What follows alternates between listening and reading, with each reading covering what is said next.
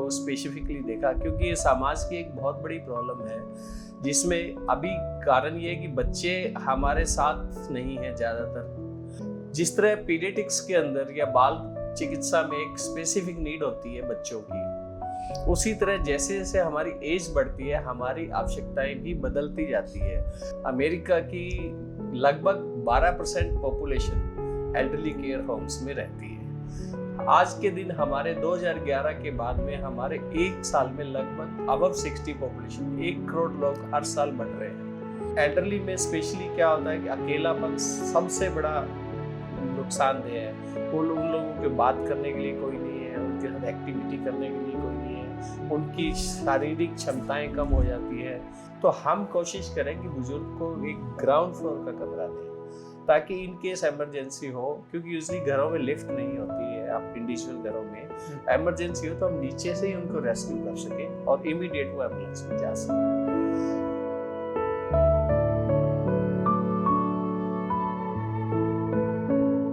नमस्कार, मैं हूं आशुतोष कुमार सिंह और द थर्मामीटर के इस नए एपिसोड में आपका स्वागत है। और आज एक नए मेहमान हैं हमारे साथ, और ये ऐसे मेहमान हैं जिन्होंने शिशु होते हैं, जो बालक होते हैं, उनका उपचार तो किया ही है, अब बुजुर्गों का भी ख्याल रख रहे हैं। हमारे साथ डॉक्टर रमेश गोयल जी हैं, जो कि देश दुनिया में जाना माना नाम है। और डॉक्टर रमेश गोयल जी न सिर्फ एक डॉक्टर हैं, बल्कि डॉक्टरों के एसोसिएशन में भी सक्रिय हैं, और जो प्रशासनिक कार्य है उसको भी आप देखते हैं, और एक दिशा निर्देश देने का काम करते हैं, और आपस में समन्वय करने का भी काम करते हैं। तो इसलिए यह बातचीत बहुत ज़रूरी हो जाती है उन तमाम लोगों के लिए जिनके घर में बच्चे हैं, या उन तमाम लोगों के लिए जिनके घर में बुजुर्ग हैं, और उनके लिए भी, क्योंकि उनको भी स्वस्थ रहना है। तो आइए मैं सीधे लिए चलता हूँ, डॉक्टर रमेश गोयल जी से मिलवाता हूँ। गोयल साहब, आपका द थर्मोमीटर के इस कार्यक्रम में बहुत बहुत स्वागत है, और आपने समय दिया इसके लिए बहुत आभार। थैंक यू आशुतोष जी, आप यहाँ आए, आपने समय निकाला और हमारा प्रोग्राम आप ले रहे हैं, इसके लिए आपका बहुत धन्यवाद। नहीं डॉक्टर साहब, बिल्कुल। आज के समय में डॉक्टर के पास समय नहीं होता है, क्योंकि इतने मरीज हैं, इतने पेशेंट हैं, उनको देखना होता है, और खासतौर से मीडिया से डॉक्टर लोग बात भी नहीं करना चाहते हैं। ऐसे में आपने बातचीत करने के लिए हमें समय दिया, ये बड़ी बात है। हम चर्चा शुरू करते हैं डॉक्टर साहब। जैसा कि मैंने अपने इंट्रो में बताया कि आप बाल रोग विशेषज्ञ रहे हैं, तो एक बाल रोग विशेषज्ञ और आज जीरियाट्रिक केयर में बड़ा नाम, और ये मैं यहीं से बात शुरू करता हूँ। आपकी बात जायज़ है पूछना कि बचपन से लेके आप बुढ़ापे में कैसे पहुंच गए। क्या हुआ कि मैंने एमडी किए हुए लगभग 35 साल हो गए। पीडियाट्रिक्स में एमडी की करीबन 7-8 साल पहले जैसे ही मेरे बाल सफ़ेद होने लगे, तो मुझे लगा कि क्योंकि हम 5 भाई बहन हैं और सभी के बच्चे अमेरिका में हैं, मेरे बच्चे भी अमेरिका में, मुझे लगा कि हमारी केयर कौन करेगा। हमें तो अमेरिका जाना नहीं, ना हमें विदेश में जाना, हमने तो यहीं रहना है। तो मैंने इस पे काफ़ी R&D की। मैंने देखा कि सबसे अच्छा काम इसमें आज के वक्त में अमेरिका में हो रहा है। तो मैं 2018-19 में 2 बार अमेरिका गया। मैंने वहाँ ट्रेनिंग की, मल्टीपल फैसिलिटीज़ देखी कि वहाँ पे वो अपने एल्डरली की केयर कैसे करते हैं। अमेरिका की लगभग 12% पॉपुलेशन एल्डरली केयर होम्स में रहती है, और वहाँ पे एक नॉर्म्स है कि एक एज के बाद में they shift to the elderly care. उसके बहुत सारे कारण हैं जो कि हम फर्दर चर्चा में अभी लेंगे। तो उसके बाद मैंने R&D करने के बाद में यहाँ पे एक सेंटर मैंने काफ़ी बड़ा बना भी लिया था। एक बीच में कोरोना आ गया, जिससे लाइफ की अनसर्टेनिटी होगी, तो वो सेंटर मैंने बेच दिया। अभी मैंने एक ही अपनी जो बेसिक क्लिनिक थी उसको मैंने तोड़ के 12,000 स्क्वायर फुट की फैसिलिटी क्रिएट की है, जिसमें मेरे पास 16 हाई एंड के जो इंटरनेशनल स्पेसिफिकेशन के हिसाब से मैंने रूम्स बनाए हैं। तो इसके बाद में मैंने डेवलपमेंटल न्यूरोलॉजी में डिप्लोमा भी पहले किया हुआ था, तो वो भी मेरा इसमें काम आ रहा है। तो हमने ये एल्डरली केयर को स्पेसिफिकली देखा, क्योंकि ये समाज की एक बहुत बड़ी प्रॉब्लम है, जिसमें अभी कारण ये है कि बच्चे हमारे साथ नहीं हैं ज़्यादातर, स्पेशली शहरों में। कारण ये या तो वो सर्विस के लिए विदेश में चले गए, या किसी दूसरे शहर में चले गए, इवन हमारे शहर में रहते हुए भी उनके पास इतना वक्त नहीं हो पाता, और दूसरा वक्त के अलावा उनके पास प्रोफेशनल एक्यूमेंट भी नहीं हो पाता जिसकी वजह से वो अपने पेरेंट्स की केयर कर पाए। जिस तरह पीडियाट्रिक्स के अंदर या बाल चिकित्सा में एक स्पेसिफिक नीड होती है बच्चों की, उसी तरह जैसे जैसे हमारी एज बढ़ती है हमारी आवश्यकताएं भी बदलती जाती है, जिस पे हमारे हिंदुस्तान में अभी बहुत कम काम हुआ है। गवर्नमेंट भी अभी इसके बाद में डिफरेंट टाइप के कानून और डिफरेंट इसके बाद गाइडलाइंस बना रही है एल्डरली केयर की सुविधाएं भी बढ़ा रही है। उसका कारण ये कि हम जब देश आज़ाद हुआ था तो हमारी लाइफ एक्सपेक्टेंसी 37 ईयर्स थी। आज हमारी 72 से 76 ईयर ऑफिशियली है, जिसमें काफ़ी बुजुर्ग हमारे 80-90 साल जी रहे हैं। तो उससे उनकी आवश्यकताएं, उनकी ज़रूरतें वो सब बदलती जा रही हैं। जी डॉक्टर साहब, आपने बिल्कुल सही कहा कि बुजुर्गों की ज़रूरत बदलती है, और भारत में अभी जिस तरह से अमेरिका में आपने कहा उस तरह का केयर यहाँ पे नहीं है। लेकिन यह भी तो है कि भारत की जो परंपरा रही है, भारत की जो व्यवस्था रही है, भारत की जो पारिवारिक परंपरा रही है, वो वहाँ पे बुजुर्ग एक तरह से देखभाल किए जाते रहे। तो अब अचानक से क्या हुआ यहाँ पे कि इस तरह के कॉन्सेप्ट लाने की जरूरत पड़ी है? ऐसा था कि हमारे देश में पारंपरिक रूप से कंबाइंड फैमिली थी, जिसमें सभी भाई बहन, बुआ, चाचा, ताऊ सभी साथ रहते थे। तब हमारे परिवार के अंदर जब मल्टीपल लोग होते थे तो कोई भी बुजुर्ग की केयर भी हो जाती थी, बुजुर्ग भी अपने बच्चों की केयर करते थे, इवन पोती नाते दोहते इनको खिलाते थे, जिससे एक पारिवारिक सामंजस्य था। जैसे जैसे मॉडर्नाइजेशन हुआ, शहरीकरण हुआ देश का, तो जो पॉपुलेशन हमारी पहले 8 से 10% हम देखते थे गाँवों शहरों में थी, बाकी 90% गाँव में थी, आज वो 30 से 40% शहरों में आ गई है। तो बुजुर्ग जो शहरों में भी थे, क्योंकि उनकी लाइफ बढ़ गई तो उनकी भी संख्या बढ़ गई। आज के दिन हमारे 2011 के बाद में हमारे एक साल में लगभग अबव 60 पॉपुलेशन 1 करोड़ लोग हर साल बढ़ रहे हैं, जो कि एक बहुत बड़ी संख्या है। हमें इस संख्या की समस्याओं को देखना है। इसको हमें बिल्कुल, अगर हम आज नहीं देखेंगे तो तब जब ये बहुत बड़ा विकराल रूप ले लेगी, तब हम इसका अगर समस्या पे जाएंगे तो बड़ा मुश्किल हो जाएगा उस समस्या को निवारण करना। मतलब आपको ये लग रहा है कि आने वाले समय में बुजुर्गों की देख रेख के लिए, उनकी देखभाल के लिए इस तरह की व्यवस्था, जैसा कि आपने बट वृक्ष नाम से ये पूरा सेंटर बनाया है, की जरूरत पड़ेगी? तो लेकिन इसमें एक और सवाल है जो कि ये आम लोग और समाज के लोग ये कहते हैं कि उसने तो मतलब बेटों ने तो अपने माँ बाप को जाके वृद्धाश्रम में डाल दिया। यह जो मिसकंसेप्शन है, और आप कह रहे हैं कि आप बट वृक्ष लेके आ रहे हैं, इसको कैसे आप देखिए? ट्रेडिशनली क्या था कि हमारे वृद्धाश्रम चैरिटी से चलते थे। हमारे वहाँ पे क्या था कि माँ बाप की सेवा नहीं करने के लिए लोग वृद्धाश्रम में छोड़ देते थे उनको, जैसे कहीं छोड़ दिया अचानक, तो उनके लिए समाज ने एक व्यवस्था की कि हम एक चैरिटेबल संस्थाएं बनाएं और उनकी केयर करें, जिनको समाज उनके घर वालों ने किसी भी कारण से छोड़ दिया है। लेकिन धीरे धीरे जैसे जैसे हमारे सांस्कृतिक चेंजेस हुए हैं, हमारे इकोनॉमिक चेंजेस हुए हैं, लाइफ एक्सपेक्टेंसी बढ़ी है, तो उसमें क्या हुआ कि जो हमारे अच्छे अपर वर्ग थे, थोड़ा मध्यम वर्ग था और अफोर्डेबल लोग थे, वो उस ओल्ड एज होम में अपने पेरेंट्स को नहीं डालना चाहते। उसके 2-3 कारण थे। एक तो वहाँ प्रोफेशनल एक्यूमेंट से सेवाएं नहीं दी जाती, हालांकि वो अच्छी सेवाएं करते हैं, सभी इसमें कोई शंका या गुंजाइश की बात नहीं है, लेकिन क्या है कि हर बुजुर्ग की आवश्यकताएं अलग अलग तरह की होती है। इसमें हम क्या करते हैं कि इसमें पर्टिकुलर जो भी बुजुर्ग हमारे पास आते हैं उनकी हम पहले समस्याओं को देखते हैं, हम उनके असेसमेंट करते हैं कि उनको क्या क्या आवश्यकता है, फिर हम उस आवश्यकता के अनुसार उनकी दिनचर्या या उनकी थेरेपीज या एक्टिविटी शुरू करते हैं। और दूसरा क्या है कि यहाँ पे कम्युनिटी सेटिंग हमें मिलती है, कम्युनिटी सेटिंग जो कि हमें घर पे अकेलेपन में नहीं मिलती। बच्चे काम पे चले जाते हैं, पेरेंट्स अकेले रह रहे हैं, उनको बात करने के लिए कोई मिल नहीं पाता। हालांकि बच्चे चाहते हैं कि हम अपने पेरेंट्स का ध्यान रखें, लेकिन उनके पास खुद के पास अपने खुद के बच्चे उनके हो जाते हैं, उनकी स्कूलिंग देखनी है, अपनी नौकरी देखनी है, अपना घर देखना है और आर्थिक व्यवस्थाएं करनी है, जिसकी वजह से वो कर नहीं पाते। फिर उनमें प्रोफेशनल एक्यूमेंट भी नहीं होता। जैसे बच्चों में, एडल्ट्स में जो एल्डरली है, हम उनको 3 भागों में बांटते हैं, early stage, mid and let elderly. Early में जो 59 और 60 से 69 ईयर तक के हैं, मिड में 70 से 79 ईयर तक के हैं और लेट स्टेज में 80 से अबव है, 90 और अबव। तो इसमें भी क्या होता है कि जैसे जैसे हमारी स्टेज आती है, हमारी आवश्यकताएं बदलती जाती है। एल्डरली में स्पेशली क्या होता है कि अकेलापन सबसे बड़ा नुकसानदेह है।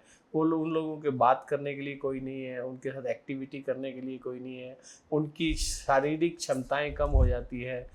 तो वो सारी चीज़ें हम यहाँ पे समस्याओं को, उनको हम देखते हैं।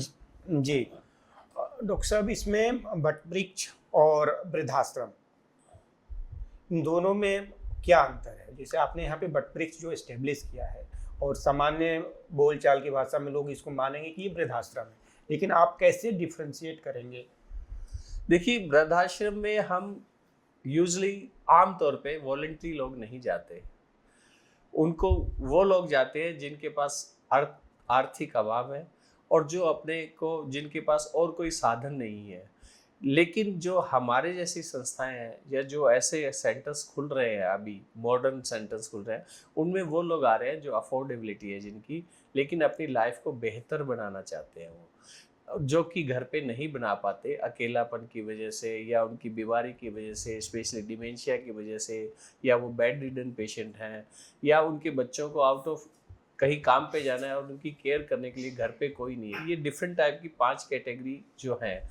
या डे केयर भी एक हमारी कैटेगरी है, जिसके अंदर आप सुबह पेरेंट्स को छोड़ दीजिएगा, जैसे हम बच्चों को स्कूल क्रच में छोड़ते हैं, उसी तरह सुबह छोड़ जाएं और शाम को आप बच्चों को अपने साथ, उनके पेरेंट्स को अपने साथ ले जाएं, ताकि दिन भर उनकी दिनचर्या अपने जैसे लोगों में रहे, एक्टिव रहे और वो अपने आप को एक स्वस्थ और एक कम्युनिटी के लिए लाभदायक महसूस करें। जैसे आपने डिमेंशिया बोला, तो अब थोड़ा सा हम लोग क्लिनिकल चर्चा करते हैं कि इस एज ग्रुप में किस तरह की बीमारी, किस तरह के लक्षण, किस तरह की चीज़ें होती हैं आमतौर से बुजुर्गों में, कि जब अलर्ट होने की ज़रूरत है। मतलब अगर मेरे पिताजी हैं या मेरी माता जी है, तो मुझे अलर्ट होना चाहिए कि नहीं, लगता है कि इसमें क्लिनिकल इंटरवेंशन की ज़रूरत है। देखिए, डिमेंशिया एक सिंड्रोम है जो डिफरेंट बीमारियों की वजह से होता है, उसको हम डिमेंशिया बोलते हैं। डिमेंशिया अपने आप में अकेली बीमारी नहीं है। स्पेशली एल्जाइमर्स जो बीमारी है, जिसमें हमारे ब्रेन के डिसबैलेंस ऑफ फंक्शन हो जाता है केमिकल, उसकी वजह से 65% लोग डिमेंशिया में कन्वर्ट हो जाते हैं।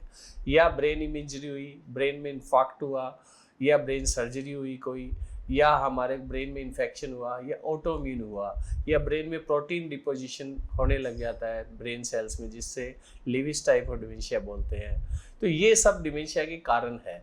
इनमें डिमेंशिया में क्या होता है कि आदमी की जो हम क्षमताएं बोलते हैं, जिसमें उसको एंटी सोशल बिहेवियर डेवलप हो जाते हैं, उसकी मेमोरी लॉस होने लग जाती है। मेमोरी में सबसे पहले अर्ली मेमोरी लॉस होती है, फिर धीरे धीरे ओल्ड मेमोरी लॉस होने लग जाती है। उसकी कॉग्निटिव फंक्शंस, काम करने की क्षमताएं बदल जाती है। उसके जो व्यवहार, उसको जो एक सोशल जो हमारे एक्सेप्टेड व्यवहार है, वो सब बदल जाते हैं। उसको नहीं पता कि हमें अलर्ट जब होना चाहिए डिमेंशिया के अंदर, कि अगर एसेंशियल जो चीज़ें हैं वो हम भूलने लग जाए। आमतौर पे हम कुछ चीज़ें सभी लोग भूलते हैं, किसी भी एज में भूलते हैं। सपोज जैसे एक एग्जांपल के लिए मैं बताऊँ आपको कि चाबियाँ कहाँ रख दी यार, मैंने रखी थी, तो वो नॉर्मल हो सकता है। अरे यार पता नहीं ये पेपर रखे थे, मैंने कहाँ रख दिए, वो नॉर्मल होता है। That is not dementia. Dementia जब हम कहेंगे, जब हम एसेंशियल है, जैसे उसको खाना खाना था, वो खाना खाना ही भूल गया, उसको टाइम प्लेस और ओरिएंटेशन, टाइम प्लेस का ओरिएंटेशन ही ख़त्म हो गया कि दिन है या रात है, सुबह है शाम है, और तीसरा उसको बाथरूम जाना है तो उसको ये नहीं पता, समझ में आती है उस वक्त में कि बाथरूम है कहाँ, उसका दरवाज़ा किधर है, कहाँ करूँ, वो कपड़ों में ही बाथरूम कर देता है। उसको ये नहीं समझ में आती कि टॉयलेट में जाके मैंने बाथरूम करना है। और तीसरा क्या है कि कपड़े कहाँ, जहाँ मर्जी आए कपड़े उतार देगा वो, उसको नहीं समझ में आ रही कि ऐसा क्यों हो रहा है। जब ये एसेंशियल, अब पजामा पहनना है, पजामा पैर में पहनने की बजाय वो सिर में पहनने लग जाए, तो ये जो चीज़ें हैं, जो एबनॉर्मल बिहेवियर है, ये डिमेंशिया को इंडिकेट करते हैं। अगर थोड़ा सा भी ऐसा हो तो इसके लिए कॉग्निटिव फंक्शन असेसमेंट टेस्ट होते हैं, वो हमें कराना चाहिए।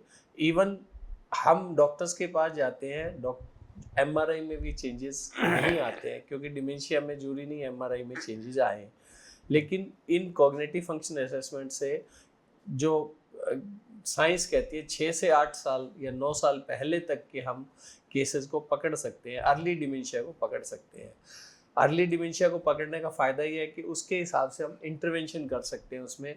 जिस टाइप के, मान लो उनकी स्पीच खराब है तो स्पीच थेरेपी दे सकते हैं, स्वॉलोइंग खराब हो जाता है, उनको गटकने का, उनको खाना खाना भूल जाते हैं, कैसे खाएंगे, तो स्वॉलोइंग थेरेपी होती है। कॉग्निटिव फंक्शन भूल जाएंगे कि कोई चीज़ को कैसे लिखना है, कैसे पढ़ना है, या क्या था, या कोई ब्लॉग्स बनाने हैं कुछ, वो सब भूल जाते हैं, तो वो हम कॉग्निटिव फंक्शंस उनको कराते हैं। तो ये अर्ली इंटरवेंशन करने से उनकी लाइफ को बेहतर कर सकते हैं हम। और जो डिमेंशिया की प्रोग्रेस होती है वो काफ़ी स्लो हो जाती है।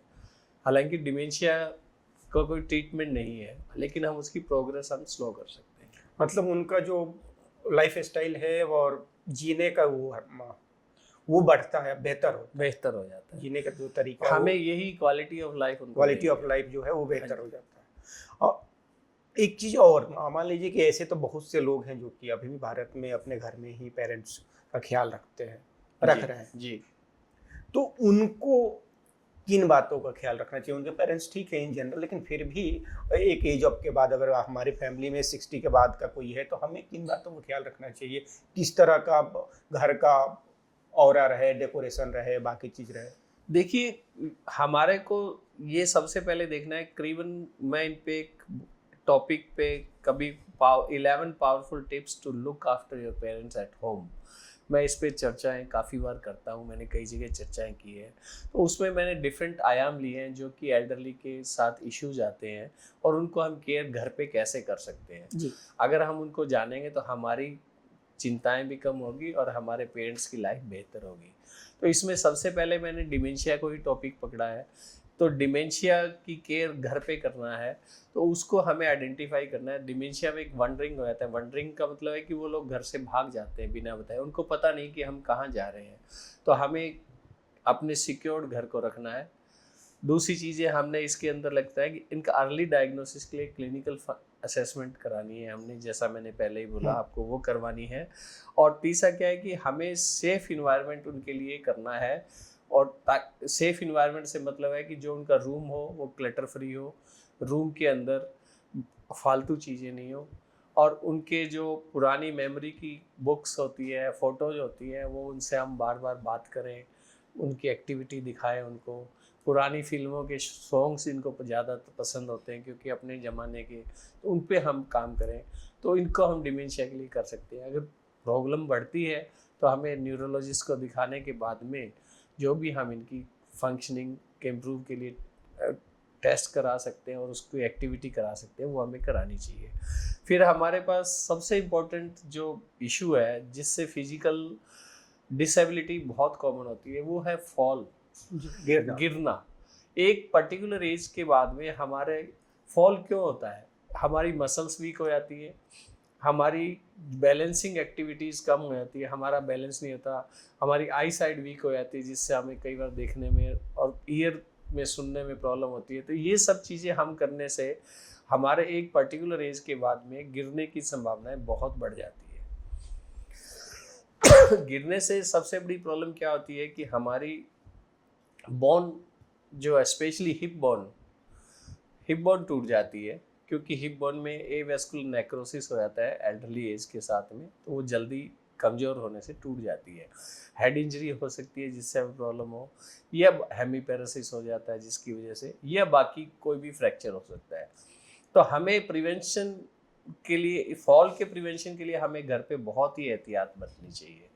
एक तो हमें बेड का हाइट को 18 इंच से ऊपर नहीं होनी चाहिए, बेड का टॉप, ओके। ताकि जब व्यक्ति खड़ा हो, क्योंकि हमारे पैर की जो एक फोल्ड करते हैं तो मैक्सिमम 18 इंच की हाइट होती है। कोशिश करें 17 हो तो उसके फुट पैर हवा में लटकते नहीं रहे, खड़ा हो तो पैर उसके नीचे लग जाए, जमीन पे आ जाए। हमारे रूम्स की फ्लोरिंग जो है वो हमें स्लिपरी नहीं होनी चाहिए। तीसरी, हमारे रूम्स में लाइट प्रॉपर होनी चाहिए, इवन रात को भी हमें लाइट जलानी चाहिए। बाथरूम्स जो हैं वो भी non slippery anti skid tiles होनी चाहिए, उनमें लाइट प्रॉपर हो। दूसरी इंपॉर्टेंट चीज़ है कि हमारे घरों में अक्सर इनवेरिएबली बाथरूम के दरवाजे अंदर ही खुलते हैं।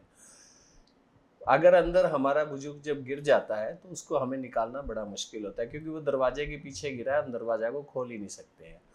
दरवाजे को उसने अंदर से लॉक किया हुआ है, अंदर दरवाजे में लॉक नहीं होना चाहिए, और दरवाजे को बाहर खुलने की सिचुएशन हमें बनानी चाहिए। उसको हम, बहुत बड़ी चीज़ नहीं है, यदि हम उसकी चौकाट को निकाल के रिवर्स लगा देंगे तो वो बाहर खुलने वाले दरवाजे बन जाते हैं, और अंदर लॉक भी नहीं होना चाहिए। तो हम इन चीज़ों का, ताकि उनके अंदर प्रिवेंशन नहीं हो। बहुत सारे ऐसे एग्जाम्पल्स हैं कि जब तक दरवाज़ा तोड़ा तब तक आदमी की मृत्यु हो चुकी होती है, क्योंकि इसमें। और तीसरी चीज़ है कि जो हमारे फर्नीचर है रूम्स में, कम से कम हो, उनके एजेस शार्प नहीं हो, अभी कॉर्नर्स ना लगे उनमें। और रूम में ज़्यादा चीज़ें नहीं होनी चाहिए, कम से कम चीज़ें होनी चाहिए ताकि वो आराम से आ चुके। हमें उनको एक हिदायत देनी चाहिए कि वो जब उठते हैं, स्पेशली पोस्चरल हाइपोटेंशन काफ़ी इस एज में होता है, तो सडनली उठ के एकदम बाथरूम में रश नहीं करें, क्योंकि अर्जेंसी ऑफ विचुरेशन भी इस वक्त में होती है ओल्ड एज की प्रोस्टेट बढ़ने से, तो उनकी प्रॉब्लम भी सोलह है। हम उनको ये समझाना चाहिए कि कोई बात नहीं, अगर आपका वॉशरूम यूरिन आपका कपड़ों में हो भी गया हो तो एक्सेप्टेबल है, लेकिन गिरना आपका एक्सेप्टेबल नहीं है, क्योंकि गिरना हमें ज़्यादा नुकसान देगा, सफाई तो हम कर सकते हैं। तो ये चीज़ें हमें फॉल प्रिवेंशन के लिए करनी चाहिए। अब घर पे तीसरी कैटेगरी हमारी आती है, बेड रिडन पेशेंट्स होते हैं जिनको हेमीपैरेसिस हो गया, ब्रेन इंजरी हो गई। उन लोगों को हम घर पे देखभाल हमें रेगुलर कैसे करें? उसमें सबसे एक तो ये है कि हम उसको, हॉस्पिटल के फाउलर बेड होते हैं जो ऊपर और नीचे मूवमेंट कर सकते हैं, उसमें इलेक्ट्रॉनिक भी आते हैं, मैनुअल भी आते हैं। सस्ते मैनुअल होते हैं, इलेक्ट्रॉनिक थोड़े महंगे होते हैं, अपनी क्षमता के अनुसार ले सकते हैं। इस पे एयर मैट्रेसेस लगाएं, क्योंकि इन बुजुर्गों में जो बेड पे रहते हैं उनके बेड सोर्स हो जाते हैं। बेड सोर एक बहुत ही पेनफुल और तकलीफ वाली बीमारी होती है, जिसको वो लोग अनफॉर्चुनेटली जिसको होता है वो एक्सप्रेस ही नहीं कर पाता, क्योंकि वो ऑलरेडी पैरालाइज्ड है, उसको समझ ही नहीं आता कि मैं इस तकलीफ को कैसे बताऊं। तो हमें उसको प्रिवेंशन के लिए एयर बेड आते हैं, एयर बेड यूज़ करना चाहिए। उनकी पोजीशन को हमें फ्रीक्वेंट चेंज करनी चाहिए, लेफ़्ट राइट 2-3 घंटे में एक पोजीशन में रहना चाहिए, क्योंकि एयर जो बेड सोर्स होने का सबसे इम्पोर्टेंट कारण है कि एक पोजीशन में होने से हमारी बोन स्किन को प्रेस करती है, तो वहाँ ब्लड फ्लो कम हो जाता है, तो इश्चीमिया बोलते हैं उसको, तो वो कम हो जाता है। दूसरा, बेड रिडन पेशेंट की डाइट प्रॉपर यूज नहीं होती है, तो उसकी वजह से उसको एनीमिया हो जाता है, न्यूट्रिशनल डेफिशिएंसी होती है, तो ये इसको, और इन्फेक्शन होने के उनको ज़्यादा चांस रहते हैं। वो गीले नहीं रहे, क्योंकि गीलापन जो होता है वो हमें ज़्यादा इन्फेक्शन को कैच करता है। तो ये सारी चीज़ें हम बेड रिडन पेशेंट में हमें अवॉइड करानी चाहिए। इमरजेंसी मैनेजमेंट भी। हाँ जी, उसके बाद में यदि हम देखते हैं कि इमरजेंसी मैनेजमेंट बुजुर्गों में बहुत इम्पोर्टेंट है। बुजुर्गों में इमरजेंसी यंग और बच्चों के मुकाबले ज़्यादा आती है। इमरजेंसी के लिए हमें अपने घर में एक चार्ट रखना चाहिए, जिस पे हम इमरजेंसी के अंदर डिस्प्ले होना चाहिए कि इमरजेंसी में हमें क्या क्या करना है। सबसे पहले तो हमें किस व्यक्ति को कॉन्टैक्ट करना है उसका नंबर होना चाहिए, डॉक्टर जिसको आप रेगुलर दिखाते हैं उसका नंबर होना चाहिए, एम्बुलेंस का नंबर होना चाहिए ताकि आप तुरंत एम्बुलेंस को कॉल कर सकें, और नियरेस्ट हॉस्पिटल कहाँ पहुँचना है, ये इंस्ट्रक्शंस उस चार्ट पे हमारे घर में लिखी होनी चाहिए। एक इमरजेंसी मैनेजमेंट में सबसे इम्पोर्टेंट है कि हमारे घर में 4 मंजिल है या 3 मंजिल का घर है, तो हम यूजली, एक होता है कि बुजुर्ग को हम ऊपर का कमरा देते हैं, एक मतलब नॉर्मल सी टेंडेंसी है उसमें, अच्छा हाँ। बुरा के लिए मैं नहीं जा रहा। तो हम कोशिश करें कि बुजुर्ग को एक ग्राउंड फ्लोर का कमरा दें, ताकि इन केस इमरजेंसी हो, क्योंकि यूजली घरों में लिफ्ट नहीं होती है, आप इंडिविजुअल घरों में इमरजेंसी हो तो हम नीचे से ही उनको रेस्क्यू कर सकें और इमीडिएट वो एम्बुलेंस में जा सकें। उनके एक हमें हर आदमी सीख सकता है, कार्डियो पल्मोनरी रिससिटेशन होता है बेसिक, कि यदि घर पे कोई मान लो उसकी रेस्पिरेशन रुक गई है, हार्ट रुक गया है, तो एक बेसिक सीपीआर बोलते हैं, तो वो हमें हर व्यक्ति को सीखना चाहिए। बहुत से देशों में ऐसा सीखा हुआ है लोगों ने, और उनसे हमारी जान इमीडिएटली बचती भी है। फिर हमारे सबसे इम्पोर्टेंट, उससे अगला 5वां हमारा पॉइंट आता है इमोशनल सपोर्ट का। एल्डरली पर्सन्स को क्या होता है कि सबसे इम्पोर्टेंट होता है उनसे कोई बात करे, कुछ उनके इमोशंस के हिसाब से उनकी बात को समझे, सुने। करना नहीं करना एक अलग इशू है, सबसे इशू इम्पोर्टेंट है कि आपने उनकी बात सुनी, क्योंकि हम सुनते ही नहीं है। उसके अलग अलग कारण है, मैं ये नहीं कहता कि सभी नहीं सुनते, और सुनते भी हैं तो भी हमें पता नहीं होता कि हम उस पर कैसे रिएक्शन करें। तो हमें उनको इमोशनली सपोर्ट करनी चाहिए, उनकी बात धैर्य से सुननी चाहिए। सुनने के बाद में इमीडिएट हमें रिएक्शंस नहीं देनी चाहिए, क्योंकि उन्होंने भी अपनी ज़िंदगी के अंदर ना बहुत कुछ किया है, बहुत कुछ देखा है। और जो आज हम लोग हैं उन्हीं की वजह से है, हम उनका एक्सटेंशन है। हमने अपने आप को, जो हम सोचते हैं हमने किया, अगर उन्होंने हमें पढ़ाया लिखाया नहीं होता, इस लेवल पे नहीं लाते, तो हम कुछ नहीं थे।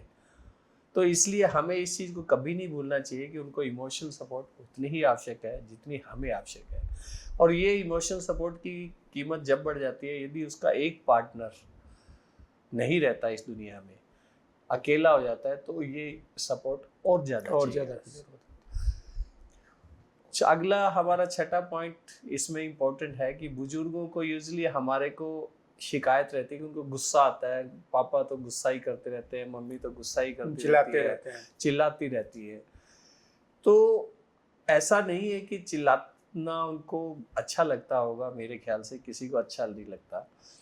इसके लिए हमें उनको एंगर को मैनेजमेंट करना सीखना चाहिए। हालांकि एंगर मैनेजमेंट सबसे मुश्किल काम है, खुद का भी और दूसरों का करना तो और भी मुश्किल काम है। तो इसमें हमें एक पुरानी कई बार प्लेट्स भी लगी होती है कि गुस्से में यदि आप कुछ बोलते हो तो काउंट 10 ऑफ योर ओन।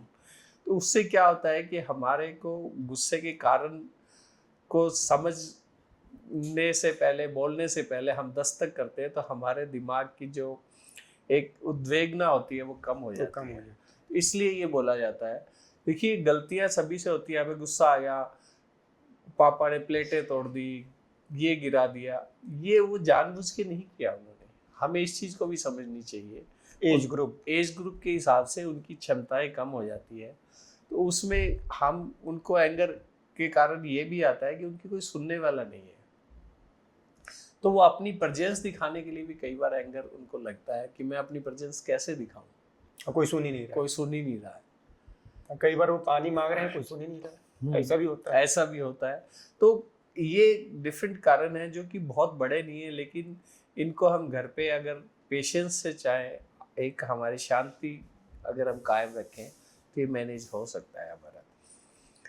एक हम 7वां इसमें पॉइंट है कि शेड्यूल्ड हेल्थ चेकअप हमारे बुजुर्गों के होने चाहिए।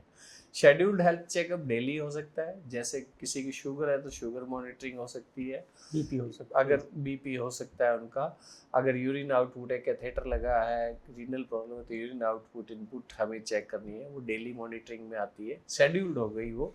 कुछ हमारी एनुअल भी होती है, एनुअल हमें हर तरह के एनुअल टेस्ट आजकल अवेलेबल है, तो बेसिक हमें उससे प्रॉब्लम समझ में आ जाती है, ताकि कोई बीमारी होने के अंदाजे से पहले ही हमें पता लग जाए। तो वो हमें एक एनुअल चेकअप हमेशा ही करवाना चाहिए डॉक्टर से, वो भी करवाना है। शेड्यूल्ड हमें ये चीज़ें करानी चाहिए, ताकि हमें हमें बीमार होने का इंतजार नहीं करना चाहिए। तो ये क्योंकि बुजुर्गों में ज़्यादा होती है, तो शेड्यूल हेल्थ चेकअप का एक हमें रूटीन बनाना चाहिए। एक हमारा 8वां पॉइंट ये आता है कि मेडिकल मैनेजमेंट घर पे कैसे हो। आमतौर पे ना हमने ये देखा है कि हम एक थैली के अंदर, सभी बुजुर्गों की दवाइयाँ उस थैली के अंदर पड़ी होती है, बुजुर्ग भूल जाता है, हम भी भूल जाते हैं कि हमने कौन सी दवाई कब ली थी, कई बार अरे सुबह ली या नहीं ली, तो वो भी भूल जाते हैं। तो हमें इस चीज़ को देखना है कि वो एक थैली में रखने की बजाय हमें एक चार्टिंग करनी चाहिए, एक चार्ट डिस्प्ले करना चाहिए हमें। ये दवाई सुबह 8 बजे देनी है, ये 12 बजे देनी है, ये रात को देनी है, उसकी हमें एक चार्टिंग लगानी चाहिए। ये उसके हमें अलग अलग बॉक्सेस लगाने चाहिए, उस बॉक्स पे भी ये चार्ट लिखा जाए भी ये दवाई इतने बजे जानी है, उसके कोई स्पेशल इंस्ट्रक्शन हो, पानी के साथ लेनी है, दूध के साथ लेनी है, खाने से पहले लेनी है, वो भी उसमें हमें लिखी होनी चाहिए। उन बॉक्स का फ़ायदा ये, उस बॉक्स में हर हर महीने यदि हम गिन के दवाई डालेंगे तो हमें पता होगा कि कितनी दवाई आज तारीख के हिसाब से ख़त्म हो गई होगी, जो कि उससे हमें उनकी भूलने की प्रक्रिया को हम एक ही दवाई को 2 बार खा एक को 2 बार खा लिया या खाई नहीं, खाई तो हमें सारी चीज़ें पता लग जाती है। एक हमें चार्ट अपने रजिस्टर में भी लिखना चाहिए कि ये दवाई, उस पर हम टिक करना चाहिए कि आज हमने ये दवाई ले ली और ये नहीं ली, इतने बजे ली है, उसी हिसाब से। अगला हमारा इशू जो आता है इसमें, बुजुर्ग शेड्यूल्ड आउटिंग हमें बुजुर्ग की बढ़ानी चाहिए। बुजुर्ग हमेशा ज़्यादा अकेलापन और घर पे रहते हैं, बच्चे उनके पास टाइम भी कई बार नहीं हो पाता, जिसमें उनका कोई दोष नहीं है, लेकिन तो हमें एक फैमिली आउटिंग का शेड्यूल बनाना चाहिए जिसमें बुजुर्ग भी शामिल हो, उनकी एज अप्रोप्रिएट और उनकी फिजिकल एबिलिटी के अप्रोप्रिएट हमें आउटिंग का शेड्यूल बनाना चाहिए। भाई हम मान लो कोई बुजुर्ग चल नहीं सकता और हम पहाड़ पे जाके आउटिंग बना रहे हैं, तो उसका कोई मतलब नहीं है। जो फिजिबल हो उनके हिसाब से हमें उनके साथ विद परिवार के साथ ऐसे हमें एक क्षण अपनी आर्थिक क्षमता, अपनी सामाजिक क्षमता के हिसाब से प्लान करने चाहिए, जो कि बहुत इम्पोर्टेंट है, जिससे उनको लगता है कि मैं भी बाहर आया हूँ, नेचर के साथ आया हूँ, मैं नेचर के साथ आया हूँ। नहीं, बॉन्डिंग जो है एक वो परिवार फैमिली हम मेरा केयर कर रहा है, वो एक जो वो भी बढ़ता है, परिवार का फैमिली बॉन्डिंग है। और एक आगे हम यदि करें, असाइनमेंट ऑफ रिस्पॉन्सिबिलिटीज हमारे बुजुर्ग को देनी चाहिए। हमें लगता है कि बुजुर्ग काम नहीं कर पाएंगे, ऐसा नहीं है। बहुत सारे काम बुजुर्ग करते हैं घर में, उनकी क्षमता के अनुसार से, शारीरिक और मानसिक क्षमता के हिसाब से हमें उनको काम करना देना चाहिए। काम देने में, रिस्पॉन्सिबिलिटी देने में हम एक चीज़ बहुत ही इम्पॉर्टेंट ध्यान रखनी है कि हमें ये एक्सपेक्ट नहीं करना चाहिए कि हर व्यक्ति वैसे ही काम करेगा जैसी मेरी क्षमता है। हो सकता है वो उससे थोड़ा कम कर पाए, लेकिन हमें उसके लिए उनको हरेस नहीं करना कि आपसे ये भी नहीं होता, आपको ये दिया था ये भी नहीं कर पाए, आपने तो क्या कर दिया, कबाड़ा कर दिया। ये चीज़ें हमें अवॉइड, मतलब हमें टोन नहीं कसना है उनको बहुत, क्योंकि उससे उनकी क्षमताएं कम होती है, बढ़ती नहीं है। जैसे हम बच्चे, देखिए बच्चे और बड़े में ना दोनों को नादान है, दोनों को हम सिखाते हैं, लेकिन बच्चे के साथ बहुत खास बात यह है कि जैसे जैसे उम्र बढ़ती है हम कम भी सिखाएंगे तो वो ज़्यादा अपने आप सीखेगा समाज के साथ, क्योंकि उसकी लर्निंग फेज है। इसी तरह बुजुर्ग को यदि हम कितना भी सिखाएंगे, जितना भी सिखाएंगे, वो उतना नहीं सीख पाएंगे, उसके साथ उनकी क्षमताएं डिक्लाइनिंग फेज पे है तो वो कम हो जाएगी। तो हम ये नहीं कह सकते कि ये तो बच्चा भी कर सकता है, बड़ा नहीं कर रहे आप, तो क्योंकि दोनों की क्षमताएं डिफरेंट है, वो राइजिंग फेज पे है, वो डिक्लाइनिंग फेज पे है। हमें इस चीज़ का ध्यान रखना चाहिए और हमें इस चीज़ दिमाग में रखनी चाहिए। और ये अवस्था सभी की आनी है। आज हमें लगता है कि नहीं आएगा, ऐसा नहीं, बिल्कुल सही बात है। हमें, क्योंकि आज हम काम कर रहे हैं, हमें लगता है कि ये क्षमताएं मेरी ऐसी रहेगी, हम हमेशा ऐसे नहीं रहेंगे। अब समय के साथ हमें भी उसी स्टेज पे जाना है। तो ये अगर हमारे दिमाग में रहे कि हम भी यहीं जाने वाले हैं, तो हम इन कार्यों को बेहतर रूप से कर सकते हैं जी। एक फाइनली हमारा पॉइंट है कि relaxation of the body, mind and soul, ये बहुत बड़ी, जो कि बहुत हेल्थ के लिए बहुत है, जो कि मैंने लास्ट में लिया। इसमें हमारे को बुजुर्ग को age appropriate definitely daily yoga, meditations, उनकी एक्टिविटीज़, चाहे वो प्लेइंग एक्टिविटी हो, इंडोर गेम्स हो, आउटडोर गेम्स हो, खेलने की हो, ये सब हमें हर बुजुर्ग को एक शेड्यूल्ड करानी चाहिए, डेली करानी चाहिए। चाहे वो बेड पे भी है, चाहे उसको डिमेंशिया है, चाहे उसको और कोई इशू है, या वो फिजिकल डिसेबल्ड भी किसी तरह से है, मेंटली चैलेंज्ड है, किसी भी क्षमता पे यदि हम ये शेड्यूल्ड एक्टिविटीज़ कराते हैं तो उसकी अवस्थाओं में बहुत बहुत बहुत सुधार होता है। हमने लगभग यहाँ पे हमारे सेंटर में 45 लोगों को ऐसे किया है, जो जिनके हमारे पास वीडियो है कि हमारे पास आए थे, वो किस स्थिति में थे, और आज ये एक्टिविटीज़ कराने की वजह से उनकी दिनचर्या और ज़िंदगी कितनी बदल गई है। उनके घर वाले इतने खुश हैं कि वो सोच ही नहीं सकते, वो कहते हैं कि हम तो सोच भी नहीं सकते थे कि हमारे पेरेंट्स ऐसे बदल जाएंगे, तो इतना चेंज हो जाएगा, इतना चेंज आ जाएगा। तो ये हम रेगुलर कराने से, ये रेगुलर एक्टिविटीज़ कई बार घर पे नहीं हो पाती, तो हमें ऐसे शेड्यूल्ड सेंटर पे उनको भेजना चाहिए ताकि उनको ये एक्टिविटीज़ हो सके। क्योंकि घर पे हमें एक बात वही आप रिपीटिशन है, हालांकि प्रोफेशनल एक्यूमेंट नहीं होता, कैसे करवाना है। दूसरा, एक आदमी को एक आदमी नहीं करा सकता, यहाँ मल्टीपल लोग होते हैं, काफ़ी लोग होते हैं। एक साथ मल्टीपल लोग होने से हर आदमी की क्षमता के अनुसार से वो कभी एक ने काम करा दिया, कभी दूसरे ने, कभी तीसरे ने, तो वो क्षमताएं बढ़ती रहती है और उससे उनका मतलब वो डेवलपमेंट दिनचर्या भी और डेवलप, और मतलब जो चीज़ वो भूल रहे होते हैं वो कहीं ना कहीं रिकॉल करते हैं, रिकॉल वैल्यू उनका बढ़ता है।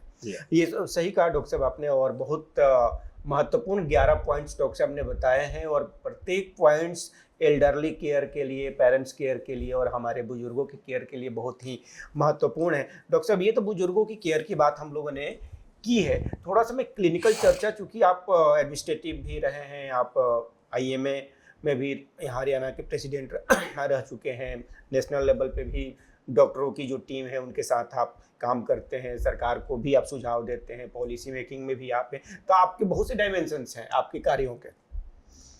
लेकिन कुछ पब्लिक हेल्थ के कुछ इशूज हैं, कुछ सवाल हैं पब्लिक हेल्थ से रिलेटेड, जो कि कहीं ना कहीं डॉक्टर से जुड़ते हैं।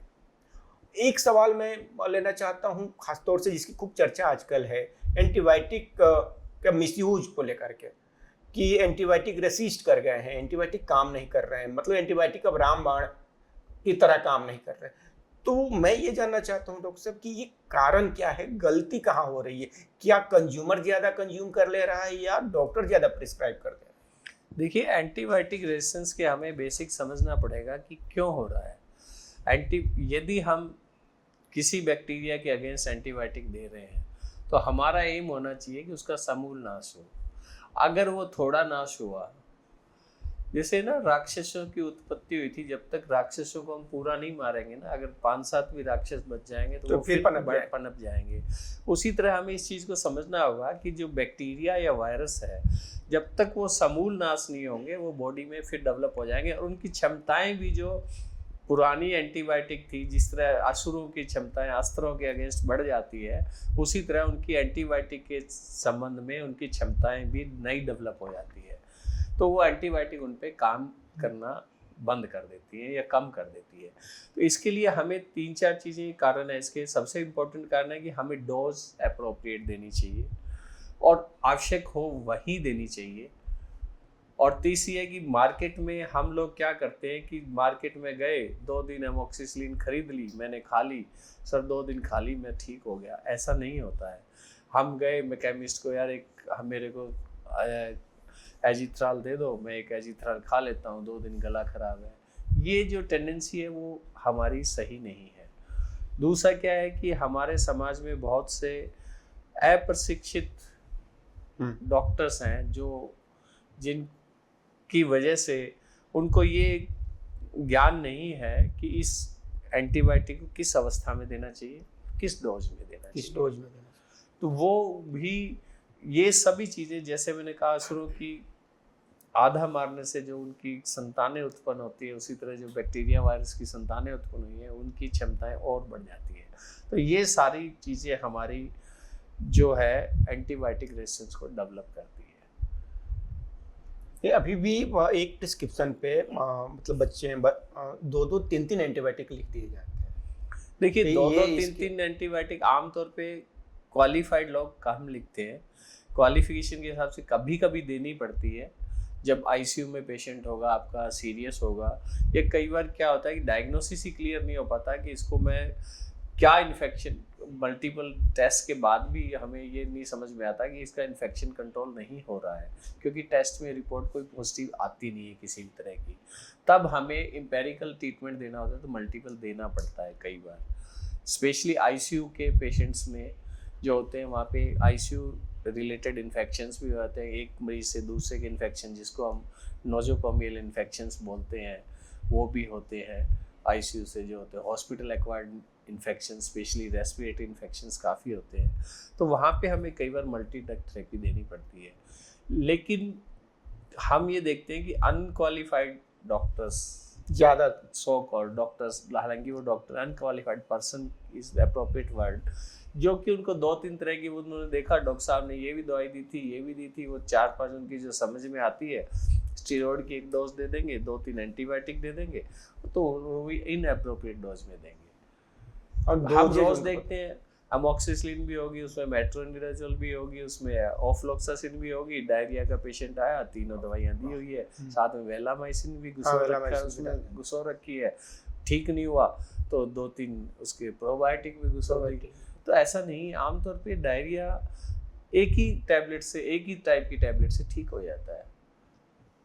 लेकिन उनको क्योंकि कॉन्फिडेंस नहीं है, उनको लगता है कि कुछ भी सारी चीजें दे दो कोई तो काम करेगी, इसलिए दे देते। यानी कि एक आम जो लोग हैं जो आपको देख रहे हैं, एक बाल रोग चिकित्सक के रूप में देख रहे हैं अगर, और उनके बच्चे को अगर किसी डॉक्टर ने मतलब जैसा कि आपने कहा कि अप्रशिक्षित पर्सन ने दवा लिख दी और 3-3 एंटीबायोटिक लिख दिया, 4 एंटीबायोटिक लिख दिया, तो उन्हें सतर्क होने की जरूरत है। बिल्कुल आवश्यकता है। सबसे पहले तो हमारा प्रयास होना चाहिए कि हम अप्रशिक्षित व्यक्ति को ना दिखाएं, क्योंकि अप्रशिक्षित व्यक्ति हमारे को फायदे की जगह नुकसान ज़्यादा करता है, क्योंकि उसको प्रशिक्षण नहीं लिया उसने चीज़ में। और उसको चाहे हम किसी भी पैथी की दवाई लें, चाहे आयुर्वेद लें, एलोपैथिक लें, होम्योपैथिक लें, लेकिन वो प्रशिक्षित डॉक्टर से लें। पैथी इम्पॉर्टेंट नहीं है, प्रशिक्षण इम्पॉर्टेंट है। हाँ। क्योंकि जिस पैथी में जिस डॉक्टर ने काम किया है उसको अगर वो उसी पैथी की टाइप दवा प्रिस्क्राइब कराए तो वो सही करेगा, क्योंकि उसने उसमें प्रशिक्षण लिया है। तो हमें सबसे पहले अप्रशिक्षित डॉक्टर से या अप्रशिक्षित व्यक्ति से दवा नहीं लेनी चाहिए, और जो कि हमें नुकसान करती है। और ये है दूसरा, ये भी देखने में आया है कि खासतौर से जो जिला स्तर के पे या उसके नीचे जो ब्लॉक स्तर के जो डॉक्टर हैं, पीएससी हैं या उस तरह के जो वहाँ पे डॉक्टर्स एमबीबीएस लेवल के भी होते हैं, वो भी कई बार एंटीबायोटिक्स का प्रयोग, चूँकि समय बहुत कम है, क्या हुआ वो एक ट्रेंड बना हुआ है कि 2 एंटीबायोटिक लिखेंगे, एक इन्फ्लेमेटरी लिखेंगे, और उसके बाद एक कभी कम्प्लेक्स या कुछ लिख देंगे, एक उसमें एंटासिडिन लिख देंगे या एक रेनिटिडिन लिख देंगे। ये 5-6 दवाइयाँ, मतलब अगर 5 पेशेंट या 10 लोगों का एक प्रिस्क्रिप्शन का ऑडिट किया जाए तो मालूम चलता है कि उसमें से 3 दवाइयाँ सब में है। आपकी बात ठीक है, इस चीज़ में बहुत ज़्यादा हमें वही है कि उनको प्रशिक्षण अच्छा करें, हम क्वालिटी कंट्रोल करें। अभी जितने मेडिकल कॉलेजेस सरकार ने एक साथ खोल दिए हैं वो भी कोई बहुत है, क्योंकि उनमें पढ़ाने के लिए कोई नहीं है, फैकल्टी नहीं है, उनमें आज सुविधाएं नहीं है। तो हमने नंबर ऑफ डॉक्टर्स बढ़ाने के नाम पे हमने मेडिकल कॉलेज हर गली कोने पे खरीद बना दिया। जैसे आज से 20 साल पहले इंजीनियरिंग कॉलेज की बाढ़ आई थी, आज वैसे मेडिकल कॉलेज की बाढ़ आई है। उससे हमारा क्वालिटी कंट्रोल खराब हो गया है, क्योंकि प्रशिक्षक ही नहीं है तो विद्यार्थी कहाँ से पढ़ेगा, उसके पास देखने के लिए पेशेंट ही नहीं है तो वो सीखेगा कहाँ से। तो ये चीज़ें हमें सरकार को इन पे रेगुलेशन प्रॉपर करने चाहिए। सरकार को चाहिए कि जो भी हमारे नए विद्यार्थी, नए बच्चे एमबीबीएस करके आ रहे हैं वो प्रॉपर प्रशिक्षित हॉस्पिटल से आए और प्रॉपर मेडिकल कॉलेज से आए। हमने हर डिस्ट्रिक्ट हॉस्पिटल को मेडिकल में कर दिया, पर वो फैकल्टी ही नहीं है, तो उनकी प्रशिक्षण मतलब ये टेक्निकल समस्या है जिसके कारण कि आगे चल के और समस्या बढ़ सकती है अगर वैसे लोग आएंगे। हम तो मान रहे हैं कि वो एमबीबीएस डॉक्टर हैं, गवर्नमेंट सरकारी डॉक्टर हैं, लेकिन उन्हें प्रैक्टिकल अनुभव नहीं है, प्रैक्टिकल थ्योरेटिकल भी नहीं है, क्योंकि उनकी जो फैकल्टी, टीचिंग फैकल्टी थी वही प्रॉपर नहीं है। तो क्वालिटी हमें इंश्योर करनी पड़ेगी गवर्नमेंट को, क्योंकि क्वालिटी के साथ ही हम अपने सभी जनता को प्रॉपर इलाज दे सकते हैं। जब डॉक्टर साहब दवाइयों की अभी हम लोग चर्चा कर रहे हैं तो एक सवाल और बनता है, एक सवाल और है, और लोग आजकल कंफ्यूज्ड रहते हैं जेनरिक दवाई को लेके, ब्रांडेड दवाई को लेकर के।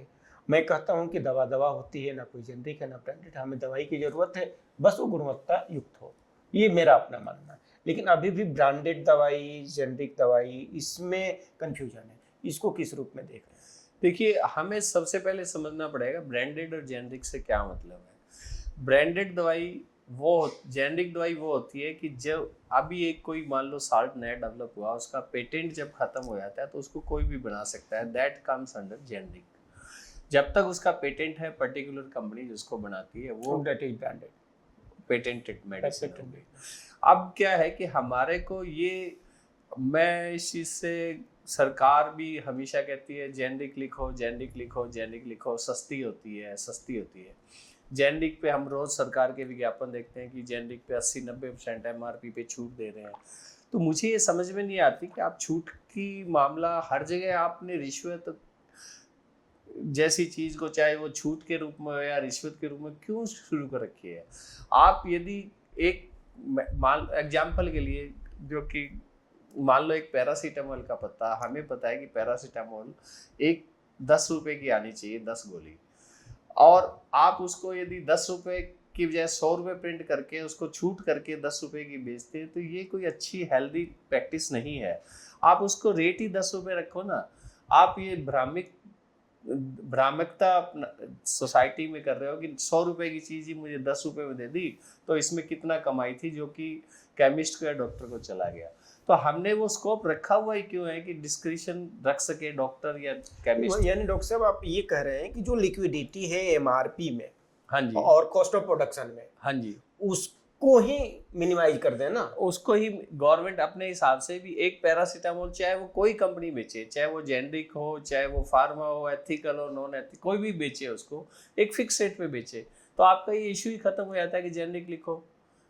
लेकिन ऐसे में चूंकि आप आईएमए से भी जुड़े रहे हैं और डॉक्टर के एसोसिएशन से जुड़े रहे हैं, आप ही के एसोसिएशन के लोग कहेंगे या बाकी कंपनियां कहेंगी कि अगर इस तरह से सरकार ने कर दिया तो भाई मैं तो एक बिग 4 बड़ी कंपनी हूँ, मैं तो अपने एमआर को इतना पैसा देता हूँ, मैं तो अपने इसको इतना पैसा देता हूँ, मेरी कॉस्टिंग बहुत ज़्यादा है, मैनेजमेंट की कॉस्टिंग, मैं कैसे चलूँगा? नहीं, ये ऐसा नहीं होगा। कारण ये कि गवर्नमेंट ने डीजीसीए में बहुत सारे प्रोडक्ट लिए हैं, लेकिन वो भी इनकी हाफ हार्टेड दूरदर्शिता दिखाती है।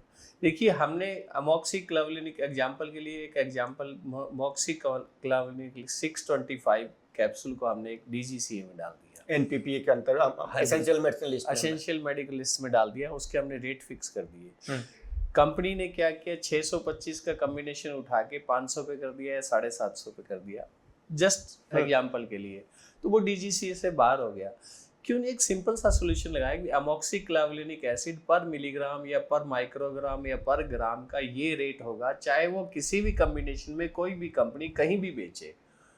तो उससे हमारी ये, उसके फॉर्मुलेशन बदलने से हमें कोई फर्क ही नहीं पड़ा, रेट तो उसका फिक्स हो गया ना। गवर्नमेंट या डीजीसीए ये क्यों नहीं करती, ये आज तक भी नहीं समझ पाया। और वही मतलब सारा खेल, मुझे भी ये लगता है, मैं भी पिछले 10-12 सालों से जेनरिक मेडिसिन और एमआरपी और तमाम चीज़ों पे मैं खुद भी बहुत सक्रिय रहा हूँ, तो मुझे भी ये लगता है कि ये जो एमआरपी का लोचा है, एमआरपी का जो भूत, मैं इसको सामान्य भाषा में, ये उतरना चाहिए। और मुझे याद है कि 2012 में शायद सरकार ने भी पार्लियामेंट में ये कहा था कि 1100% का जो कॉस्ट ऑफ प्रोडक्शन और एमआरपी है, इसमें लिक्विडिटी है। तो अगर 1100% की लिक्विडिटी है तो उसको कम किया जाना चाहिए ना। बिल्कुल ठीक। और उसके बाद जो अभी जैसे ड्रग प्राइस कंट्रोल ऑर्डर आया, अभी हम फिर एमआरपी की हम लोग चर्चा कर रहे हैं, 2013 में जो ड्रग प्राइस कंट्रोल ऑर्डर आया, वो ये कहता है कि जो भी शेयरधारी, 1% शेयरधारी जो कंपनी है, कोई एक प्रोडक्ट है जैसे पैरासीटामोल है, पैरासीटामोल में अगर उसका शेयर 1% है, उसने पैरासीटामोल की एमआरपी जो रखी है, वैसे 3 टॉप 3 कंपनियों की एमआरपी का जो एवरेज है वो हमारा नेशनल एमआरपी है। तो ये लिक्विडिटी कम ही नहीं हुआ। तो लिक्विडिटी ऑलरेडी जब एग्जिस्ट कर रहा है मार्केट में, तो फिर उसका कोई मतलब नहीं रह गया ना। देखिए, ये सरकार को अपना दायित्व निभाना पड़ेगा, इसमें डॉक्टर की कोई भूमिका नहीं है। हाँ, क्योंकि ये एडमिनिस्ट्रेटिव वर्क है। इसके लिए डॉक्टर्स को हमेशा बदनाम किया जाता है, जबकि इसका डॉक्टर्स का कोई रोल नहीं है मार्केट की प्राइस निर्धारण में। यदि हम फार्मा कंपनी जो एथिकल कहते हैं, वो क्यों कहती है कि हमारा रेट ज़्यादा होना चाहिए? कि हम R&D करते हैं, हमारी क्वालिटी कंट्रोल बेहतर है। यदि हम जेनेरिक के नाम पे कम क्वालिटी की दवाई दे रहे हैं तो क्या ये हम अपनी जनता के साथ या नागरिकों के साथ अन्याय नहीं कर रहे? अब यहाँ पे एक सवाल है डॉक्टर साहब, मतलब ये आपने बिल्कुल कहा कि जेनरिक के नाम पे, लेकिन जो भारत में जितनी दवाइयाँ हैं जो पेटेंट फ्री हो चुकी हैं, ऑलमोस्ट 90% तो जेनरिक ही बनने लगी हैं। बिल्कुल ठीक है। और बड़ी वही कंपनियां, जो सो कॉल्ड बड़ी कंपनियों का, मैं किसी कंपनी का नाम नहीं लेना चाहता हूँ ऑन कैमरा, वो जो बड़ी कंपनियां हैं वो कंपनी भी जेनरिक बना रही है, जेनरिक प्रोडक्ट लेके आ रही है। आपकी बात बिल्कुल ठीक है। एक एक्स कंपनी की दवाई पैरासीटामोल जेनेरिक के नाम पे यदि 1 रुपए की बिक रही है तो एथिकल के नाम पे वो 6 रुपए की बिक रही है। तो ये तो सरकार को ही काम है, वही कंपनी बना रही है, वही कंपनी बना रही है, सेम ब्रांड है, फार्मास्यूटिकल वही है, लेकिन वो जेनेरिक के नाम पे सस्ता हो रहा है, उस पे टैक्सेस या जो कुछ मुझे नहीं पता इंटरनल क्या गेम है, पर ये चीज तो गवर्नमेंट को करनी है ना कि हम एक चीज के रेट सारे एक जैसे ही, यानी आप ये कह रहे हैं कि एक देश एक दवा एक दाम, एक दाम, वही जब एक देश एक दवा एक दाम, ये डॉक्टर साहब कह रहे हैं। और ये बहुत बड़ी बात है, और जो जिसमें एक तरह से जो फार्मा का पूरा जो सेक्टर है इसका ऑरा बदल जाएगा अगर एक देश एक दवा एक दाम का जो कॉन्सेप्ट डॉक्टर साहब बता रहे हैं, और जिससे मैं भी सहमत हूँ एक हेल्थ जर्नलिस्ट होने के नाते, वो लागू किया जाता है। ये बहुत बड़ी बात आपने कही डॉक्टर साहब कि एक देश एक दवा एक दाम, ये बड़ी बात है। और शायद ये हमारे देश के प्रधानमंत्री नरेंद्र मोदी जी को ये बात पसंद भी आए, क्योंकि वो इस तरह के काम में बहुत रुचि लेते हैं, जहाँ पे एक राष्ट्र की बात होती है, एक दाम की बात होती है, एक क्वालिटी की बात होती है, एक नागरिकता की बात होती है, वहाँ पे बहुत आगे आते हैं नरेंद्र मोदी जी साहब। तो हमें लगता है कि ये बात पहुँचेगी पीएमओ तक और इस दिशा में चर्चा भी होगी, और हमें लगता है कि आईएमए के जो साथी इस बातचीत को सुन रहे होंगे, देख रहे होंगे, वो भी चर्चा करेंगे। जो डॉक्टर मित्र, उन्हें भी खुल के आना होगा। अगर हमें राष्ट्र को ठीक से स्वस्थ करना है, फिर हम लोग स्वास्थ्य पे आते हैं डॉक्टर साहब। ये बहुत मतलब ऐसी चर्चा है कि इसकी चर्चा होती ही नहीं है, और आपने इस चर्चा को छेड़ा है, इसके लिए तो मैं आपको बधाई देता हूँ स्वस्थ भारत मीडिया की तरफ से, क्योंकि ये अनछुए पक्ष हैं, इस पर बात नहीं होती है। अब हम लोगों ने जो चर्चा की है, अगर ये आपने जो यहाँ पे फिर हम आते हैं बुजुर्गों के जो केयर पे हम लोग चर्चा करते हैं, जो बट वृक्ष आपने यहाँ पे लगाया है, इसका रिप्लिका, मतलब चूंकि अभी यहाँ का जो सेटअप है मैंने देखा भी पूरा घूम के, अभी आपके जो भी साथी उन लोगों ने बताया दिखाया, ये जो सेटअप है बहुत ही बेहतरीन क्लिनिकल सेटअप है, कि जहाँ पे आपको क्लिनिकल इंटरवेंशन की जहाँ पे ज़रूरत है, इस तरह के सेटअप में आप आएँ और अपने जो भी पेरेंट्स हैं उनका केयर प्रॉपर तरीके से करें। तो एक तो यहाँ क्लिनिकल इंटरवेंशन की उतनी ज़रूरत ना हो, लेकिन फिर भी एक अच्छा एटमॉस्फेयर में इस तरह के बट वृक्ष और जगहों पे खुले, इस दिशा में कुछ आप सोच रहे हैं? इस दिशा के लिए हमें इसके लिए हमारे देश में CSR के तहत हम बहुत सारे अच्छे सेंटर बनाए जिन पे हमारी क्वालिटी कंट्रोल हो, और जो वहाँ पे काम कर रहे हैं, प्रशिक्षु काम कर रहे हैं, केयर टेकर काम कर रहे हैं, वो ट्रेंड लोग हो। और एक हमें फिक्स शेड्यूल बनाना चाहिए कि इस टाइप के पेशेंट्स को एक सेग्रीगेट करें, क्योंकि देखिए हमारे एल्डरली केयर में सबसे इम्पोर्टेंट सेग्रीगेशन जो हम कर सकते हैं, मेमोरी केयर जिसमें एल्जाइमर्स, डिमेंशिया, पार्किंसनिज्म आते हैं, मेमोरी केयर के लोगों को हम अलग करें। फिर हम असिस्टेड लिविंग, जो बेडरिडन पेशेंट्स हैं, जो चल नहीं सकते, अपने आप उठ नहीं सकते, उस सेगमेंट को अलग करें। तीसरा हमारा सेगमेंट है जो रिहेबिलिटेशन का, पोस्ट ऑपरेटिव पोस्ट सर्जिकल जो रिहेबिलिटेशन है, तीसरा सेगमेंट हमारा वो है, उसको हम अलग तरह की केयर करें। चौथा सेगमेंट हमारा आता है हमारा शॉर्ट टर्म केयर का आता है। मान लो किसी के बच्चे बाहर जा रहे हैं या उनको किसी कारण से कुछ टाइम के लिए नहीं केयर कर पाते, तो उनको हम अपने पास केयर रखें। चौथा सेगमेंट ये है। पांचवा सेगमेंट हमारा आता है डे केयर का सेगमेंट आता है। डे केयर में ये सेगमेंट आता है कि बच्चे उनको घर पे रख सकते हैं, लेकिन दिन में क्योंकि वो अपने काम पे चले जाते हैं तो पेरेंट्स को छोड़ जाए, शाम को हमें अपने घर ले जाए।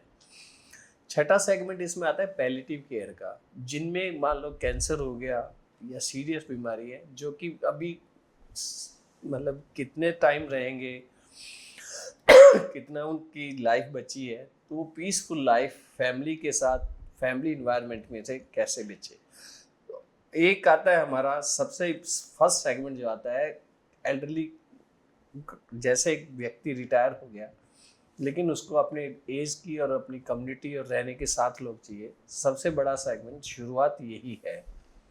तो ये हमारे बड़े बड़े लगभग 7 सेगमेंट हैं, कुछ इसमें और भी फर्दर सब डिवीजन हो सकते हैं आवश्यकता के अनुसार। जी जी। तो हमें इन पे ये कंसेप्ट अभी हमारे क्या है कि हिंदुस्तान में जितने भी एल्डरली केयर या ओल्ड एज होम जिसको हम कहते हैं, वहाँ पे सभी तरह के सेगमेंट के लोग एक ही साथ हैं।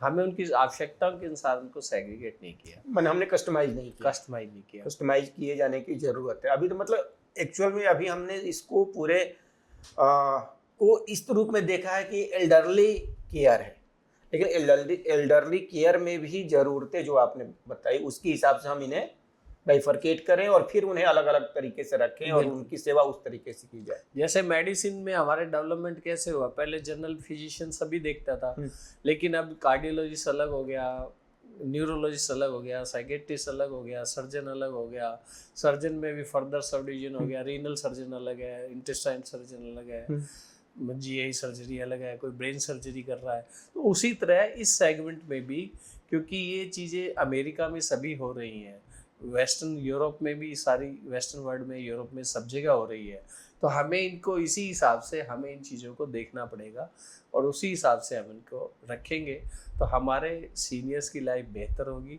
और हम एक अच्छा उनको इन्वायरमेंट और लाइफ दे पाएंगे। एक सवाल और है, आपने जिससे कहा कि और भी बहुत लोग इस तरह से कर रहे हैं काम, एल्डरली केयर का काम, पेरेंटिंग केयर का काम, देश भर में बहुत सी संस्थाएं हैं जो काम कर रही हैं।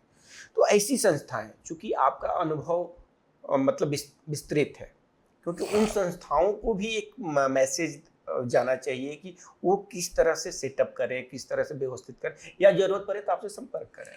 इसके लिए हमने प्रोग्राम बनाया है कि जो भी व्यस्त संस्थाएं हैं उनके हम स्टाफ को ट्रेनिंग हमारे यहाँ कर सकते हैं, वो शेड्यूल हमसे कांटेक्ट कर सकते हैं, हम उनके स्टाफ को फ्री ऑफ कॉस्ट ट्रेनिंग करेंगे।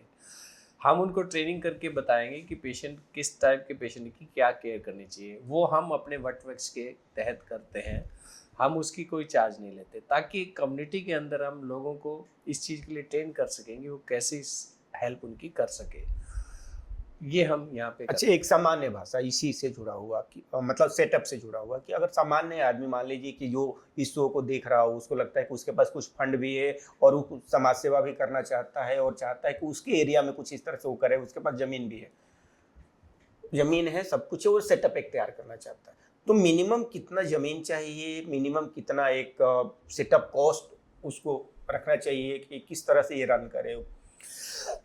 ये डिपेंड करता है कि आप किस लेवल की फैसिलिटी दे रहे हैं। एक सिंपल मकान से लेके ये फैसिलिटी 100 बेड तक की भी हो सकती है, 200 रूम की भी हो सकती है। हालांकि बड़ी फैसिलिटी हमारे यहाँ इंडिया में शुरू नहीं हुई है, क्योंकि उसमें कॉस्ट बहुत ज़्यादा है और उसकी मेंटेनेंस कॉस्ट बहुत ज़्यादा है, अफोर्डेबिलिटी की कीमत उसमें काफ़ी ज़्यादा है। तो अभी हमारे एनजीओ जो करती हैं, हमारी जो भी है CSR में जो कर रही हैं, भी पैसा लोग देते हैं इसमें, और पैसा काफ़ी देते हैं लोग, ऐसा नहीं है। तो उसमें हम एक अच्छे सेटअप चल रहे हैं, कुछ 100 बेड के भी चल रहे हैं, 50 बेड के भी चल रहे हैं। तो पर प्राइवेट अगर हम सेटअप करें, जैसे मेरे जैसा सेटअप है, तो कम से कम इसमें 50 व्यक्तियों के लिए आपकी असुविधा नहीं हो तो आपका वाइबिलिटी नहीं आती है। एनजीओ से चलाना हो, आपने एक चैरिटी से चलाना हो तो एक अलग इशू है, लेकिन कम से कम 50 लोग चाहिए, क्योंकि एडमिनिस्ट्रेटिव कॉस्ट बहुत होती है, वही आपको सारा स्टाफ रखना पड़ता है, वही आपकी बिजली के खर्चे हैं, बिल्डिंग के खर्चे हैं, उससे कम पे वाइबिलिटी। आप चला रहे हैं इस पूरे सेटअप को, तो महीने का आपका खर्च कितना आ जाता होगा? अगर इसमें खर्च सही पूछो तो मैं अपने अभी कोई कमा नहीं रहा हूँ इसमें। हाँ, मतलब मैं खर्चे की बात कर रहा हूँ, क्योंकि खर्च ये है कि देखिए इसमें बहुत सारे फैक्टर काम करते हैं। आपकी लैंड किस शहर में है, किस एरिया में है, और उसकी क्वालिटी ऑफ कंस्ट्रक्शन क्या है, और quality of management as well as quality of जो आप फैसिलिटी दे रहे हैं वो क्या है। तो ये वेरिएबल बहुत बहुत ज़्यादा वेरी करती है ये। तो ये कॉस्ट आप ये मानिए कि एनजीओ जो 15,000-20,000 रुपये में काम कर सकती है, जो सिर्फ उनसे फूड का खर्चा लेती है, तो ये 15-20 हज़ार से लेके 2 लाख रुपए तक भी पहुंच जाती है। क्योंकि सब चीज़ें वेरिएबल है और ये कैपिटल इंटेंसिव काम है। अगर आप किसी से पैसा लेते हो तो चैरिटेबल का हो गया, फिर तो आप उसको 15-20 हज़ार में भी कर सकते हैं। इवन फ्री भी करती है कंपनीज, इवन गवर्नमेंट ने भी ओल्ड एज होम फ्री बना रखे हैं, वो खाना भी फ्री देते हैं। पर यदि आप इसको एज ए बिजनेस मॉडल देखें तो ये बहुत वेरिएशन है, क्वालिटी के हिसाब से वेरिएशन है। मतलब ये एक तरह से मतलब सेवा का भी कार्य है और रोजगार भी है। हाँ जी, अगर उस रूप से भी देखा जाए तो, क्योंकि अब जो मेरे स्टाफ एक पर्सन की, मेरे एक रेजिडेंट पे 2 स्टाफ एवरेज मेरे काम कर रहे हैं। एक स्टाफ की एवरेज तनख्वाह में 35,000 रुपये दे रहा हूँ। तो यदि आप कैलकुलेट फाइनेंशियल टर्म में करें तो एक बुजुर्ग को रखने की कीमत मेरी 70,000 रुपये तो सिर्फ स्टाफ की है। उसके अलावा मेरे बिजली है, पानी है, रेंटल है, फूड है, उनकी केयर है, उनकी सफाई करनी है, कपड़े है, उनकी इलेक्ट्रिसिटी है। ये सारे खर्चे यदि आप जोड़ो तो लाख सवा लाख रुपए मिनिमम, लाख सवा लाख रुपए बैठ जाते हैं मिनिमम। और हालांकि घर में भी हम इतना ही खर्च करते हैं, ऐसा नहीं है कि घर में नहीं खर्च करते, पर घर में हम क्या करते हैं कि घर तो अपना ही है जी, इसको हम अपना नहीं मानते। एक्चुअल में गुड़गांव में क्या है कि एक किसी भी घर की कीमत 3 से 5 करोड़ से कम कोई फ्लैट है ही नहीं, बल्कि 5 करोड़ से कम नहीं है आज के ढंग से देखा जाए तो हम उस कॉस्ट को 5 करोड़ रुपए को तो अपनी कॉस्टिंग में जोड़ते ही नहीं है, जबकि उसका किराया ही 5 लाख रुपए, उसका अगर मैं सिर्फ इंटरेस्ट देखूं तो 4 लाख रुपए महीने का तो इंटरेस्ट है, लेकिन हम उसको खर्चे में जोड़ते ही नहीं है क्योंकि वो तो घर है, वो तो घर है। तो बेसिकली ये कैलकुलेशन हमारी टोटली डिफरेंट तरह से है, क्योंकि हमारा माइंड सेट अलग है। मैं बुजुर्गों से ये कहूँगा कि जिनके पास अगर कोई साधन नहीं है, कोई उनके पास देख रेख करने के लिए व्यक्ति नहीं है, तो बेटर ये है कि उस एसेट को वो अपने एफडी में डालें और उससे अच्छी क्वालिटी की लाइफ जिए, क्योंकि उनके जाने के बाद उस घर को किसी दूसरे ने यूज़ करना है। उनकी लाइफ तो, आप मेरे पास घर है लेकिन पैसे नहीं है, लेकिन मैं अपनी लाइफ को नरक बना के रखूं, तो ये कोई अच्छी समझदारी नहीं है। अगर आप इस ढंग से मतलब अगर आगे उसको उपभोग करने वाला कोई नहीं है, मैं ही हूं। उपभोग भी तो आप पैसा एफडी में डाल रखा है अपने, उपभोग तो बच्चा पैसा कर लेगा। और जिस आदमी के पास अपने घर है और है, उसके बच्चे भी सफिशिएंट है आज के दिन, उसके पास कोई कमी नहीं है। लेकिन हाँ वही जाते जाते मतलब हमें लग रहा है कि हम लोगों ने लगभग सारी बातचीत कर ली है, जितने भी पॉइंट्स थे और एल्डरली केयर से रिलेटेड। हालांकि ये विषय इतना बृहद है कि आधे घंटे या 45 मिनट की बातचीत में ये पूरी बात नहीं समेटी जा सकती है, और इस बीच में तो कुछ अलग भी हम लोगों ने चर्चा की है। तो जाते जाते वो 2-3 बात कौन सी है जो कि एल्डरली केयर के लिहाज से बहुत ज़रूरी है? देखिए, सबसे पहले तो हमें समझना पड़ेगा कि उनकी आवश्यकताएं बिल्कुल अलग है, और हमें इस सोशल टैबू से अलग निकलना पड़ेगा कि हम जो एल्डरली केयर के अभी जो आधुनिक खुल रहे हैं वो बहुत अच्छे सेंटर खुल रहे हैं, उनमें केयर बहुत अच्छी होती है, और उनमें वही पेरेंट्स आ रहे हैं जिनके बच्चे उनकी वाकई ही केयर करना चाहते हैं। तो हमें ये सोसाइटी का जो टैबू है उसको हमें बाहर निकलना पड़ेगा, क्योंकि हमें उनको स्पेशलाइज केयर देनी है। और दूसरी क्या है कि उन्होंने बुजुर्गों ने सारी उम्र हमारे को, अपने बच्चों को, देश को अपनी ज़िंदगी दी है, तो हमें वो ज़िंदगी उनको वापस रीपे करनी है। उनको वो डिग्निटी, उनको वो प्यार, उनको वो सम्मान हमें उनको वापस देना है। ये हमारी जिम्मेवारी बनती है कि हम उनको कैसे दे पाएँ, ताकि वो शांति से अपनी ज़िंदगी के अंतिम जो पड़ाव है वहाँ उसको खुशी से, शांति से और प्यार से बिताएं। हमें उनको प्यार देना है। एक भाषा ना सभी को समझ में आती है, प्यार की भाषा।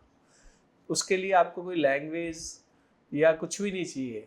आदमी को, पशु पौधों को, सबको प्यार की भाषा समझ में आती है। हम उनको कितना प्यार दे सकते हैं वो व्यवहार पे आपका, वो आपके व्यवहार पे है, और उनको कुछ भी नहीं चाहिए होता। और वो चीज़ हम जिस दिन दे पाएंगे उस दिन हमारी एल्डरली केयर या बुजुर्गों की सेवा सक्सेस हो जाएगी।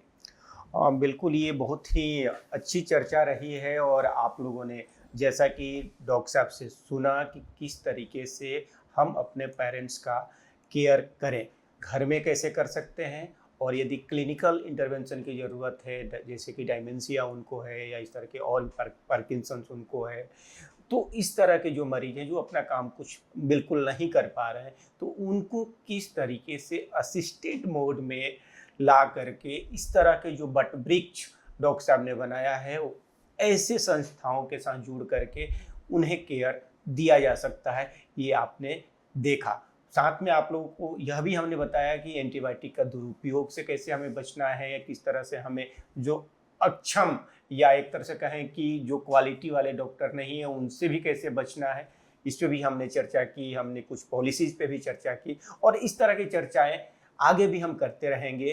तब तक के लिए आप मुझे विराम दीजिए, और अगले अंक में फिर एक नए डॉक्टर, नए मेहमान, नई बातचीत, नई चर्चा के साथ हम आएंगे। लेकिन यदि आप यह देख रहे हैं तो इसे शेयर करना ना भूलें, और सब्सक्राइब तो कर ही लें हमारे स्वस्थ भारत मीडिया के इस चैनल को। धन्यवाद। Thank you.